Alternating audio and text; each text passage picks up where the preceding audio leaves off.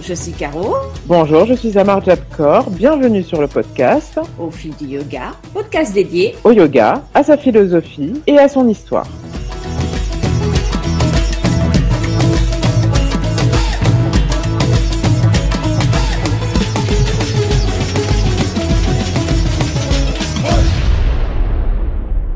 Salut à tous et bienvenue sur le podcast Au fil du yoga. Au bout du micro, Maïmouna et Caro.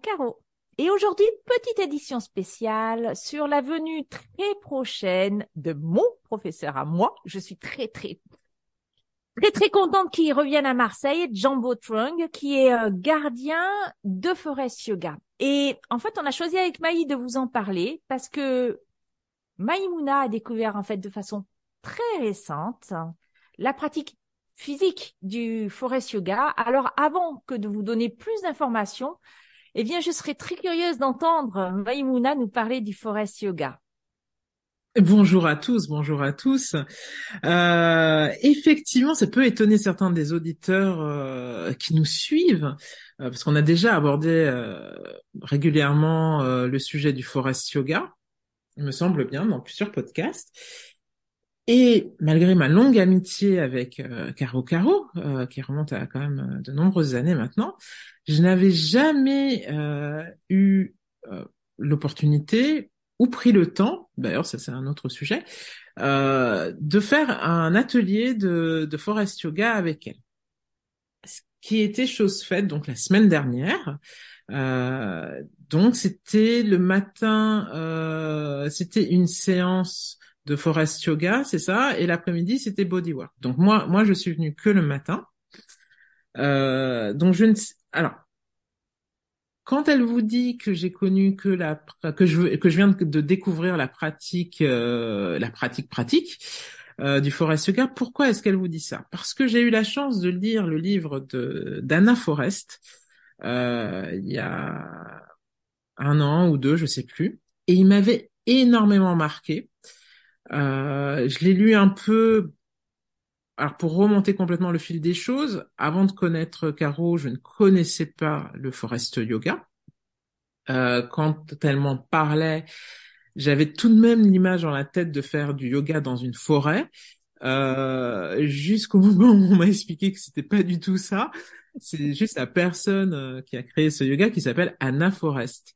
Avec 2 R. Avec deux R. Et l'image que j'en avais, c'est que c'était un vinyasa avancé avec beaucoup d'équilibre. Voilà, ça c'est l'a priori que j'avais.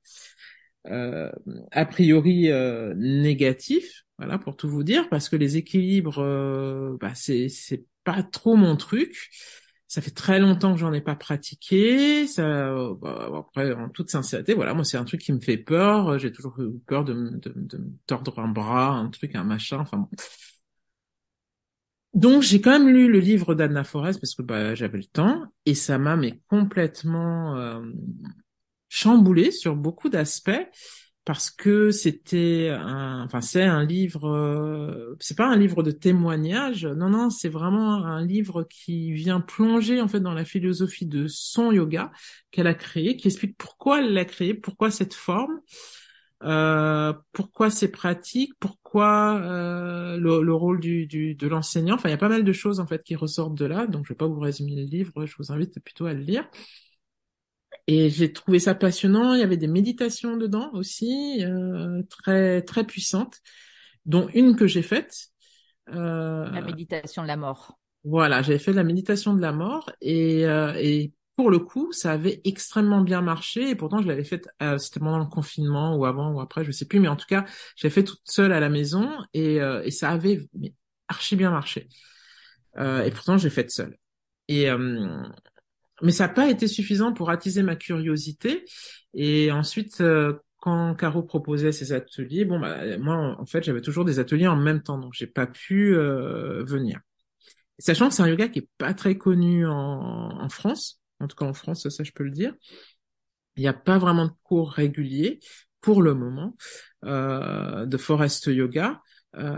Donc bientôt il y en aura à Marseille. Donc pour ceux que ça intéresse, n'hésitez pas à contacter Caro, à vous dire à où, quand, comment.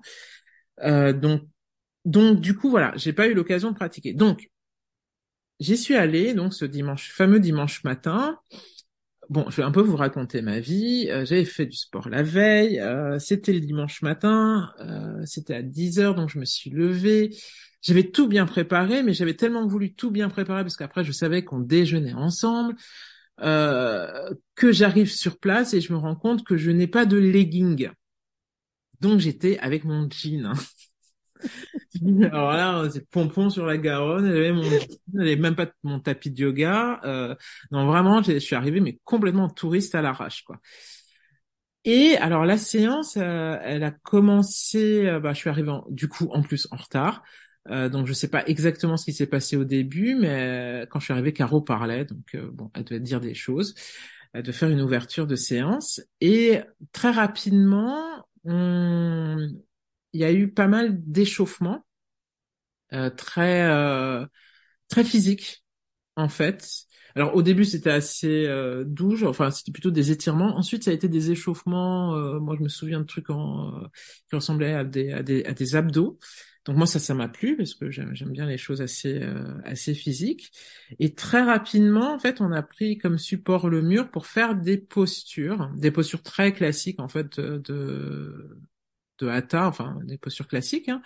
Qu'est-ce qu'on a fait? On a fait le chameau, donc mais avec l'aide du mur. Donc ça c'était intéressant parce qu'en fait il fallait pousser le ventre, le pubis sur le mur et en fait on avait des sangles. Donc parce que ça se pratique avec des accessoires, enfin des accessoires, comment on dit ça? Ouais, ça s'appelle des accessoires. Tout Donc à des fait. sangles et des briques. Des sangles et des Oui, briques. oui. Là c'est pareil. Je reviendrai aux postures.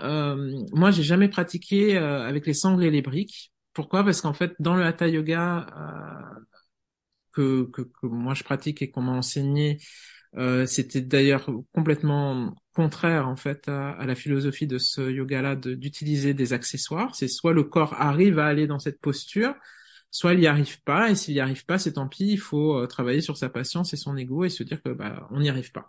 Voilà. Mais on n'essaie pas de simuler entre guillemets euh, l'obtention de la posture. Et c'était vendu comme ça dans mon hatha, c'est-à-dire que c'était de la simulation, avec la connotation péjorative que ça avait. Donc c'est pour ça que moi j'ai jamais utilisé de, de, ni de briques ni de sangles. Et pour vous dire, je sais même pas comment, enfin je savais pas jusqu'à cette dernière fois comment m'en servir. Je savais même pas où les mettre en fait. Je voyais pas l'intérêt. Enfin je comprenais pas.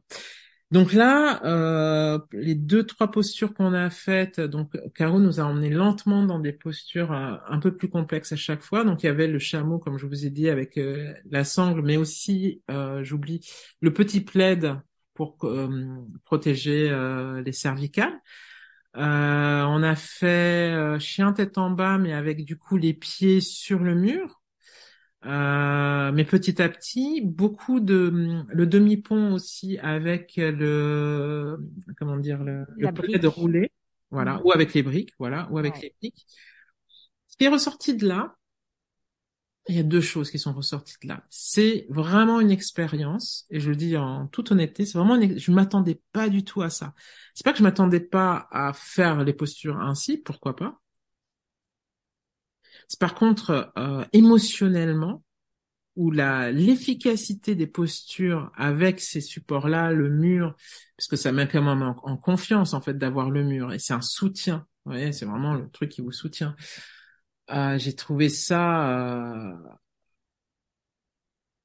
J'ai du mal à trouver les mots. Tiens, c'est marrant, hein. J'ai ressenti beaucoup d'émotions, chose que je peux ressentir dans le Kundalini, mais très différemment, très très différentes. Là, c'est tout de suite des émotions d'ouverture. Vous voyez, il y a aussi une question de confiance en fait avec son enseignant, son prof, qui entre pas en compte de façon aussi directe, immédiate dans les autres yogas que j'ai pratiqués. Donc pourquoi? Parce que quand vous êtes en équilibre sur les mains et qu'il vous dit de mettre les pieds sur le mur et que il vous dit bah je te tiens, euh, ben, en fait, il faut avoir confiance qu'il va vous tenir. Donc ça peut sembler évident comme ça, assis dans son salon ou je ne sais pas où vous êtes. voilà, intellectuellement de dire, bah, bien sûr, je lui fais confiance, elle va pas me lâcher. Mais quand vous êtes dans le truc, il y a quelque chose de viscéral qui remonte d'ailleurs du troisième chakra, d'une terreur, mais mon Dieu, mais non, je vais tomber, c'est pas, ça va pas du tout. Parallèle que je souhaite faire, c'est que par exemple chez Shivananda, quand on apprend à faire la posture sur la tête, il y a une interdiction, mais totale, mais je dis bien totale, hein, on vous tape avec le petit bâton sur les doigts de pied. Oui, je suis sûr que c'est vrai, ça par contre. Bon, après moi je suis vieille, donc c'était une autre époque, mais par contre ça n'a pas changé. Une interdiction totale d'utiliser le mur pour apprendre à le faire. Vraiment, vraiment, vraiment. J'ai une amie qui avait fait la formation. Elle avait commencé à faire. L'enseignant est venu tout de suite l'engueuler, vraiment. Donc, c'est deux démarches différentes. Et alors, en termes d'effets, donc là, j'accorde pas de hiérarchie ou voilà, je vous fais juste part de mon expérience. Il y a vraiment quelque chose de très, très émouvant et émotif, en fait, qui ressort quand on est dans ces postures d'équilibre sur un mur, et d'un coup, évidemment, on pense pas à grand-chose, et en même temps, on pense à beaucoup de choses à la fois, et on ressent énormément de choses. C'est vraiment, il y a quelque chose d'indescriptible, à mon sens, hein, dans même une posture très simple. C'était quoi, très simple? C'était C'est Trikonasana. chest opener against the walls. Donc, c'est l'ouverture de la poitrine avec une main qui est sur le mur. Voilà. Cette posture-là franchement, elle est accessible à tout le monde, hein. Là, il y a pas de risque de se faire mal. Enfin, dans les autres non plus, mais donc dans celle-là, psychologiquement, on sait que bon, c'est rien, je suis juste contre un mur et je dois pousser mon bras. Mais alors là, l'ouverture est telle que d'un coup, on comprend cette notion de prana qui se déplace. C'est fulgurant. Je vous assure que c'est fulgurant. Et ensuite, bon, je vais pas vous faire tout le déroulé du cours, mais après c'est assez classique, hein. On avait fait des salutations au soleil, etc. Donc on est dans quelque chose d'extrêmement dynamique. Et les 2 heures et demie, 2 heures. 2 heures, 2 heures. je les ai pas vues passer. Je les ai vraiment pas vues passer parce que ça allait vraiment très très vite. Et là, je trouve il y a beaucoup aussi cette notion de compassion pour soi-même, d'amour de soi, dans le sens où il y a beaucoup de postures où on se prend soi-même tout seul dans les bras, où on se console. Moi, je ressentis ça beaucoup, et ça correspond vraiment. Moi, je voyais vraiment l'écho avec l'ouvrage d'Anna Forrest. Voilà, parce que tout ça est né de traumas qu'elle a vécu et qui font elle a cherché dans le yoga ce qu'il y a d'auto-guérison. Donc ça m'a vraiment marqué parce que du coup on le ressent vraiment, et le prof est là pour vous accompagner, mais même vous tout seul, hein, vous le ressentez.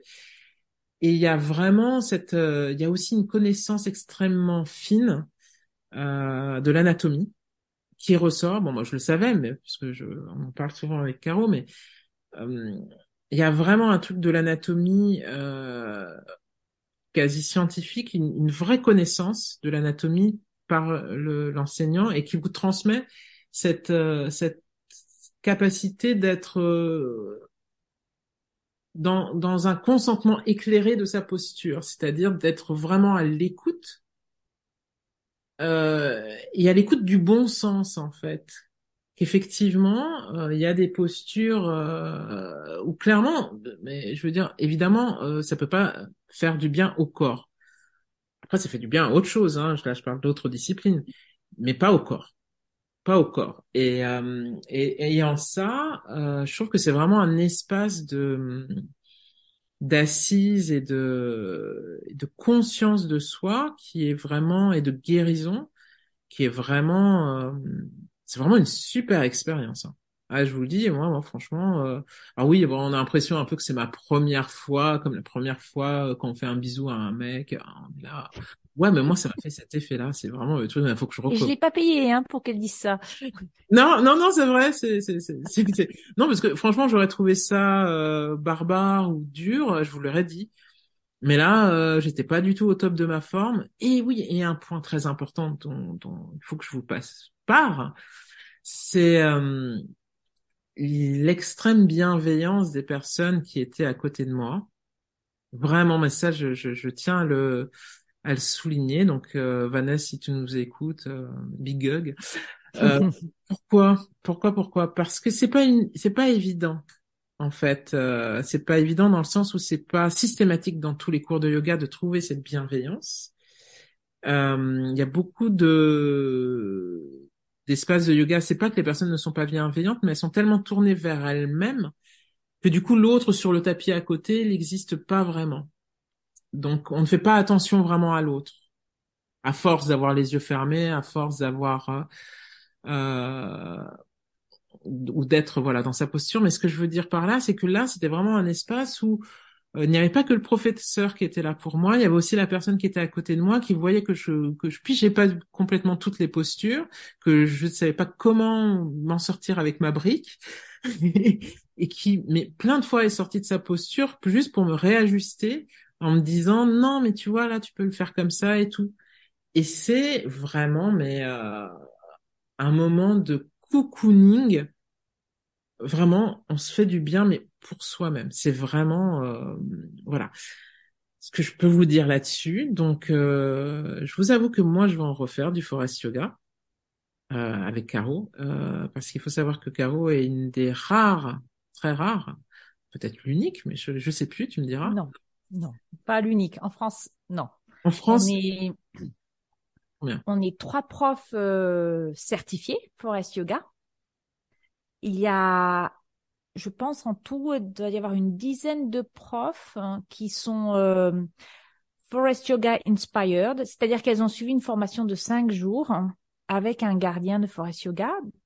Là, je pense que tout le monde c'était avec Jambo, où on apprend les bases du Forest Yoga. Par contre, ma formation de Forest Yoga, la formation initiale, c'était 232 heures, Mhm. pour être précise. Et à quel se rajoute, tu parlais de l'anatomie. Moi, j'ai rajouté des modules de 50 heures d'anat, plus toutes les autres fois où je compte. En fait, je les compte pas, c'est en bodywork. Par contre, enseigner en français, j'y tiens beaucoup parce que le forest yoga n'existe pas en français et c'est la grande difficulté de l'enseignement.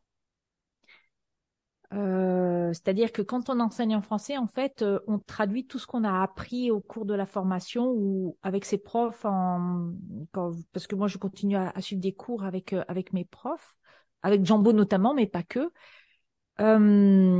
Et ce que moi, je voudrais dire, parce qu'en fait, Maï m'a pas dit tout ça. Elle m'a dit que ça lui avait plu, mais on n'a pas eu l'occasion d'en parler. Donc, je découvre en fait au cours de cet enregistrement ce qu'elle a ressenti pendant le cours et je l'en remercie.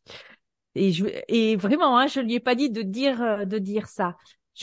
Merci parce que c'est avec d'autres mots, elle décrit ce qu'elle ressent et c'est vachement bien parce que c'est toujours difficile d'expliquer. D'abord, quand on aime quelque chose, et des fois, c'est compliqué de trouver les termes. Et là, je trouve ça d'autant plus intéressant que Maïmouna est prof de Kundalini et de Hatha Yoga, qui sont deux styles de yoga qui sont complètement différents du Forest Yoga.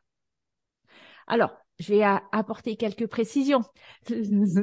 Dimanche dernier, nous avons travaillé sur les flexions arrière. Donc, elle vous a parlé du chameau qui était, je pense, l'apex, si je me souviens bien. Mais on avait fait, en fait, quand elle vous parle de la brique, c'est qu'on a utilisé beaucoup la brique et un rouleau, donc une serviette ou un tapis de yoga un peu mou qu'on a mis sous le ventre. Tout ça pour, en fait, aider le dos, puisqu'une flexion arrière suppose un travail long et patient sur le dos pour s'étirer quand on va faire une flexion arrière et non pas casser le dos. C'est pour ça que l'anatomie, elle est importante. C'est que avant de faire du forest yoga, j'ai fait beaucoup de choses, hein. J'ai fait du hatha, j'ai fait du kundalini, j'ai fait du raja yoga, j'ai fait du yin yoga, du vinyasa, puisque j'étais d'abord prof de vinyasa. Et hormis en vinyasa, puisque ma prof était déjà Forest Yoga Inspired avant de devenir d'ailleurs prof de Forest Yoga, mais elle a quitté la France depuis, j'ai jamais vu cette préparation sur les flexions arrière. Et c'est d'autant plus intéressant que Le but, c'est pas de faire la posture. Je rebondis sur ce que tu disais par rapport au Shivananda. Donc, utiliser un accessoire, c'est en fait ne pas accepter le corps là où il est, dans la posture dans laquelle il doit être. En fait, le Forest Yoga, c'est pareil. La brique, la sangle, le mur ne sont pas là pour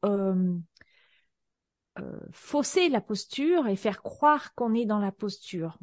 C'est une aide pour le corps, pour aider celui-ci à se déployer, pour permettre à la respiration de se déployer.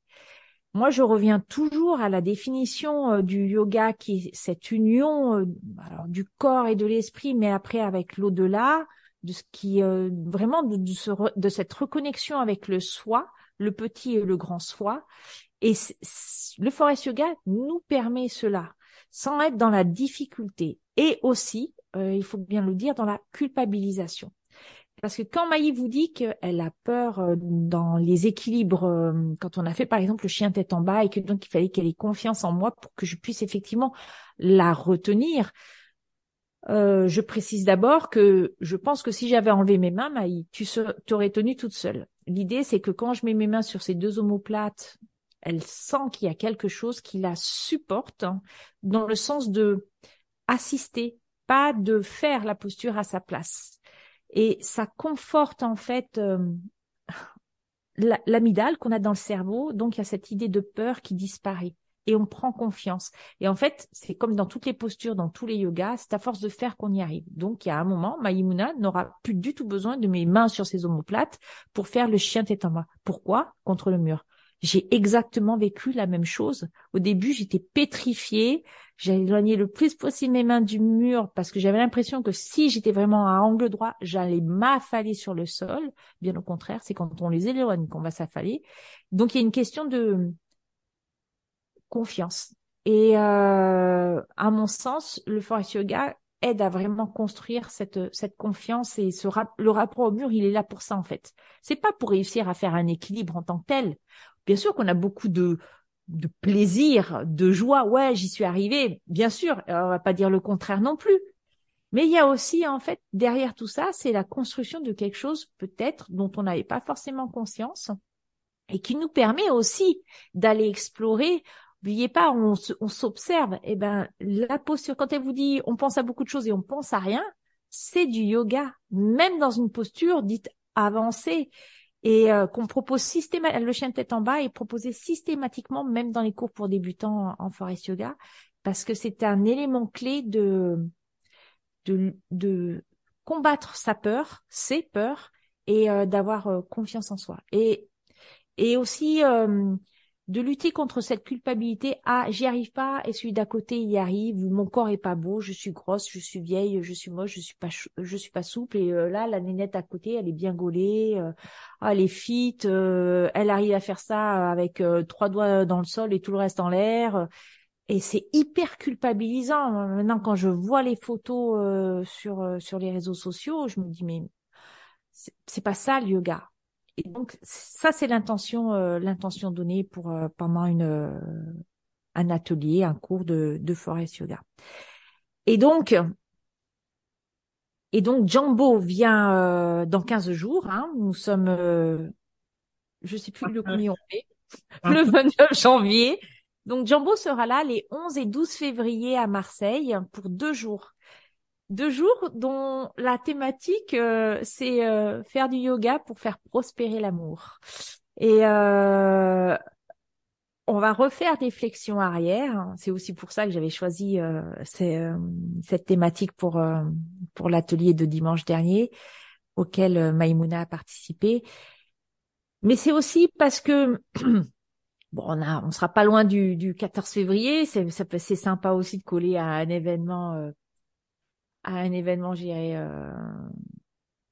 peu important en France. Mais surtout, c'est qu'on s'aperçoit qu'on est dans une société extrêmement individualiste, hein, et où en fait l'histoire de prendre soin de soi, mais réellement prendre soin de soi, c'est pas aller se faire un massage de papouille à 50 balles dans un spa pendant 1 heure à deux avec une tasse de chocolat. Non, c'est vraiment apprendre à se faire du bien. Et c'est apprendre à se faire du bien pour continuer à se faire du bien encore après. Donc, l'objectif, les flexions arrière, c'est ce qu'on a fait. Donc, c'est apprendre à connaître son corps pour voir où le corps, en fait, retient des choses. Hein, parce que quand on a du mal à faire des flexions arrière, c'est souvent que le corps retient des choses. Et puis surtout, c'est qu'il n'a peut-être pas l'habitude de s'ouvrir, entre guillemets. Quand je dis s'ouvrir, c'est en fait s'ouvrir la poitrine, hein, tout simplement, parce qu'on a des gros muscles. Voilà, c'est encore une explication anatomique. Et, et puis, les après-midi sont consacrés à ce qu'on appelle du bodywork. Le bodywork, c'est un mélange à la fois d'explications anatomiques, par exemple, pour prendre des postures, pour améliorer sa posture dans un cours de yoga, mais aussi pour améliorer sa posture dans la vie de tous les jours, pour essayer de comprendre, pour essayer de se comprendre. En fait, ce sont des clés à utiliser. C'est pas forcément évident au tout départ, je vous l'accorde, mais il y a des choses qui se passent. Et ces choses-là, bah, en fait, elles vont se passer dans votre vie quotidienne et là, vous allez vous dire, ah, oui, je comprends. Donc, en fait, ces 2 jours sont consacrés à faire prospérer l'amour, surtout dans un monde qui en a besoin. Qui en a Bodywork, c'est vraiment besoin. pardon.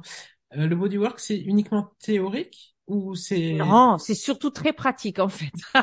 Il y a un tout petit peu d'explication théorique, mais très peu. En fait, c'est beaucoup de pratique.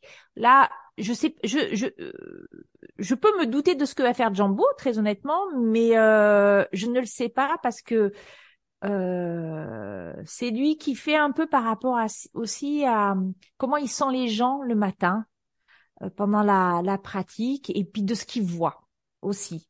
Parce que il adapte systématiquement non seulement les cours, les classes du matin au corps des personnes, hein, donc en donnant plusieurs variantes de posture, hein, en utilisant les accessoires selon. Et puis aussi en proposant, on va dire, des niveaux entre guillemets, hein, parce qu'on peut avoir des gens qui sont débutants et puis des gens qui ont une pratique avancée, donc leur donner l'opportunité aussi de faire. Et donc voilà, c'est défini par rapport à ça, mais ça aura toujours un lien avec l'amour et la flexion, enfin les ouvertures du cœur, les flexions arrière, etc. Sachant aussi que le matin, puisque c'est 3 heures le matin, il y a ce qu'on appelle la cérémonie en forest yoga. La cérémonie, ça a rien à voir. C'est un mot, en fait, c'est la traduction française du mot anglais, mais il faut bien comprendre qu'une cérémonie, c'est on ouvre un espace et un espace où une communauté de personnes vont se retrouver. Donc on chante, essentiellement avec Jambo des mantras bouddhistes, on médite. Et on plante une graine. En fait, on met en place une intention pour les 2 jours. Voilà. C'est ce que j'ai fait quand Maïmouna est arrivée en retard. J'étais en train de mettre en place l'intention en lisant un poème. Voilà. Donc, Jambo sera là donc les 11 et 12 février. Ça se passe au studio Moonrise qui se trouve à Marseille en haut de la Canebière, au 42 rue Jean de Bernardi. Et pour s'inscrire, il faut que vous m'appeliez ou vous m'envoyiez un message. Vous avez toutes mes coordonnées déjà. Donc, Maï, merci beaucoup pour ton témoignage. C'est vraiment super. D'ailleurs, ça m'a donné envie d'aller interroger toutes mes autres copines. Parce que c'est une histoire de copines aussi, le yoga. C'est ça que j'adore. Quand Maï vous parlez de Vanessa, si tu nous entends, c'est des gens que je connais depuis assez longtemps maintenant et qui pratiquent avec moi. Et cette amitié-là, elle est super importante. C'est vrai que le yoga est une histoire perso, hein. Quand on est, je comprends qu'on ferme les yeux, qu'on s'isole, etc. Mais c'est aussi une histoire de lien. Le yoga, c'est aussi du lien. Et là, c'est ce qu'il y a. En forest yoga, on le trouve vraiment. Donc, n'hésitez pas à venir. Merci beaucoup pour nous avoir écoutés. Et Merci puis, je à vous vous. dis à très bientôt. Et merci, Maï. Merci, Caro.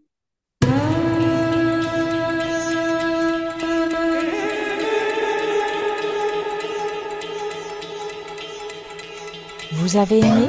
Alors n'hésitez pas à nous le dire en nous écrivant à l'adresse suivante: aufilduyoga@gmail.com.